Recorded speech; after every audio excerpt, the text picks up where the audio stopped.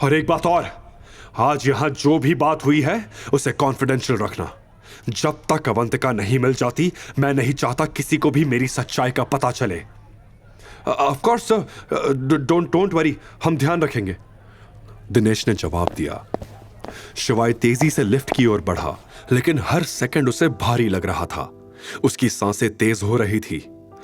अवंतिका, मैं आ रहा हूं, बस थोड़ा सा इंतजार कर लो, बस थोड़ी देर के लिए खुद को संभाल लो। वो खुद से बड़बड़ा रहा था कि तभी यश उसके सामने आ गया।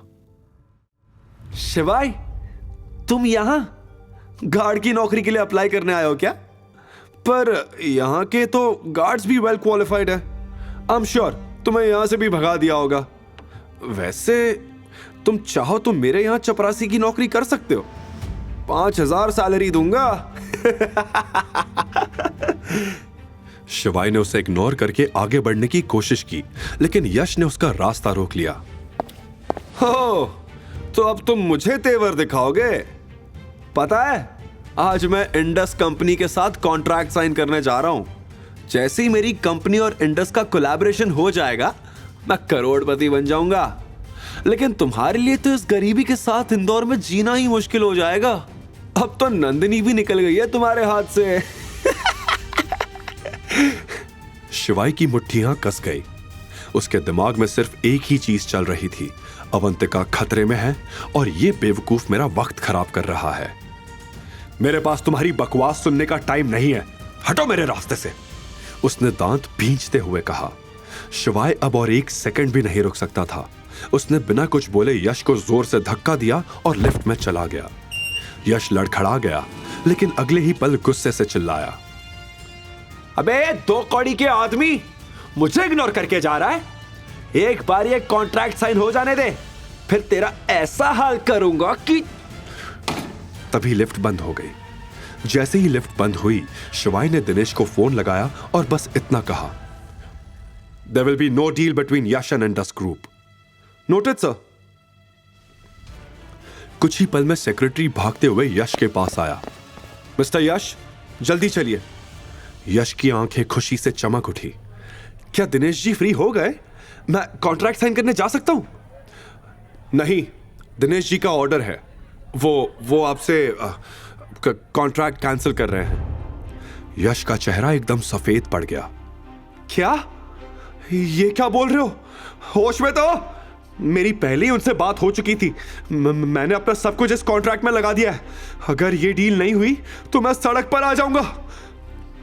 यश घबरा गया। आई एम सॉरी, लेकिन मैं कुछ नहीं कर सकता। यह मैनेजर का फैसला है।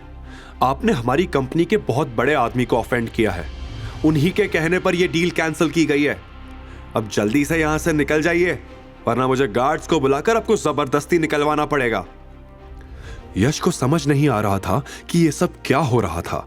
उसने इन 2 दिनों में किसी बड़े आदमी को ऑफेंड नहीं किया था, सिर्फ शिवाय को छोड़कर। लेकिन शिवाय, वो तो नंदिनी का 2 कौड़ी का एक्स हस्बैंड है, तो उसका ये सबसे कोई लेना देना नहीं हो सकता। नहीं। यश अपने दिमाग पर बहुत जोर डाल रहा था, लेकिन उसे कुछ समझ नहीं आ रहा था।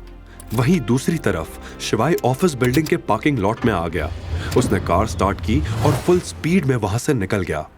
उसे पता था 1 सेकंड की देरी भी अवंतिका की जिंदगी तबाह कर सकती थी। क्या वो इस वक्त विकी, जो एक भूखा दरिंदा था, उसके पास थी, जो बस उसे निगलने के लिए ही बैठा था? वहीं दूसरी तरफ देव भी अपनी बेइज्जती का बदला लेने के लिए तैयार था। उसने अंडरवर्ल्ड माफिया हेडशॉट को शिवाय के नाम की सुपारी दे दी थी। हेडशॉट ने देव से फोन पर कहा, जी, आधे पैसे मिल गए हैं, आज तेरा काम हो जाएगा। मुझे यूं ही हेडशॉट नहीं कहते, खोपड़ी के बीचों बीच गोली मारूंगा। अब क्या होगा? क्या शिवाय अवंतिका को बचा पाएगा? क्या होगा जब शिवाय को पता चलेगा कि देव ने उसे मारने के लिए हेडशॉट को भेजा है और वो दिनेश का भतीजा भी है? यश की डील कैंसिल होने की खबर सुनकर रेखा और नंदिनी का क्या होगा?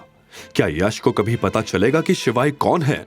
आगे की कहानी जानने के लिए देखिए अगला एपिसोड सिर्फ पॉकेट एफएम के YouTube चैनल पर। और शिवाय एक विनाशक के सारे एपिसोड्स को सुनने के लिए डिस्क्रिप्शन में दी लिंक से डाउनलोड करें पॉकेट एफएम ऐप।